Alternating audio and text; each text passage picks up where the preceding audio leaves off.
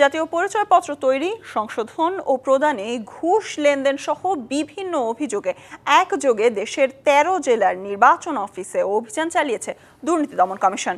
এ সময় দুদকের সামনে বিভিন্ন অভিযোগ তুলে ধরেন সেবাগ্রহীতারা। অভিযানে রাজশাহী নির্বাচন অফিসে দুর্নীতির প্রমাণ মিলেছে। ময়মনসিংহ ও দিনাজপুরেও হাতে নাতে মিলেছে বেশ কিছু অনিয়মের সত্যতা। জাতীয় পরিচয়পত্র তৈরি, সংশোধন সহ বিভিন্ন সেবা পেতে হয়রানির অভিযোগ বেশ পুরনো। এসব খতিয়ে দেখতে দেশের ১৩টি জেলায় নির্বাচন অফিসে একযোগে অভিযান চালায় দুর্নীতি দমন কমিশন।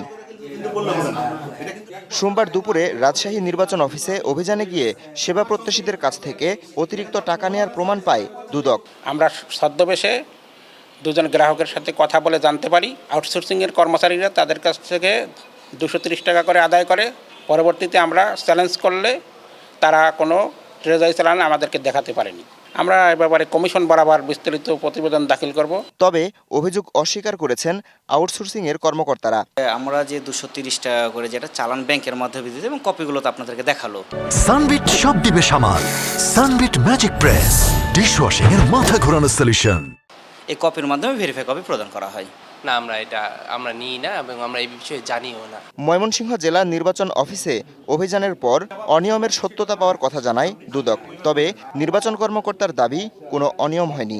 অভিযানকালে প্রথমে আমরা কিছু সেবাগ্রহীতাদের জিজ্ঞাসাবাদ করছি এবং কয়েকজনকে জিজ্ঞাসাবাদে আমরা এখানে গ্রাহক সেবা ও হয়রানির প্রাথমিক সত্যতা পেয়েছি এবং এই সংক্রান্ত বিভিন্ন রেকর্ডপত্র আমরা এখান থেকে সরবরাহ করতেছি। আমাদের দুদকের যে টিম তারা কয়েকজন সেবাগ্রহীতাকে এখানে নিয়ে আসছেন। আমি দেখলাম যে অনেকগুলো হলো যে সেবাগ্রহীতাদের যে অভিযোগটা ছিল আবেদনের বিষয়গুলো কিন্তু অনেক আগে নিষ্পত্তি হয়ে গেছে।